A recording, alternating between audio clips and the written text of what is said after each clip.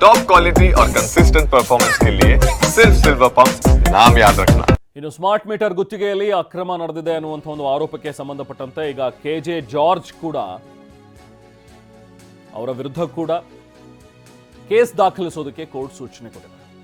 ದೂರಿನ ನಂತರ ಏನು ಕ್ರಮ ಕೈಗೊಂಡ್ರಿ ಅದ್ರ ಬಗ್ಗೆ ವರದಿ ಕೊಡಿ ಅಂತಲೂ ಕೇಳಿದೆ. ವರದಿ ಕೇಳಿದೆ ಜನಪ್ರತಿನಿಧಿಗಳ ವಿಶೇಷ ಕೋರ್ಟ್.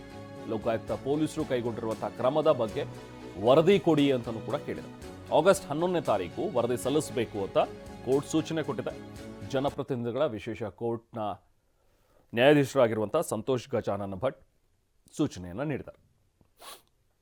ಶಾಸಕ CN ಅಶ್ವತ್ಥನಾರಾಯಣ್ ಜೊತೆಗೆ SR ವಿಶ್ವನಾಥ್, ಧೀರಜ್ ಮುನಿರಾಜು ಇವರೆಲ್ಲರೂ ದೂರು ಸಲ್ಲಿಸಿದರು. ಲೋಕಾಯುಕ್ತ ಪೊಲೀಸರಿಗೆ ದೂರು ಸಲ್ಲಿಸಿದ್ರು. ಅದಾದ ನಂತರ ಖಾಸಗಿ ದೂರು ಕೂಡ ದಾಖಲಾಗಿತ್ತು. ಜನಪ್ರತಿನಿಧಿಗಳ ವಿಶೇಷ ಕೋರ್ಟ್ಗೆ ಖಾಸಗಿ ದೂರನ್ನು ದಾಖಲಿಸಿದರು. ಈ ಗುತ್ತಿಗೆಯಲ್ಲಿ ಅಕ್ರಮ ನಡೆದಿದೆ, ಇದರಿಂದ ಗ್ರಾಹಕರಿಗೆ ಮೀಟರ್ ದುಬಾರಿ ಆಗ್ತಾ ಇದೆ ಅನ್ನುವಂಥ ಒಂದು ವಾದವನ್ನು ಕೂಡ ಅವರು ಮಂಡಿಸಿದರು.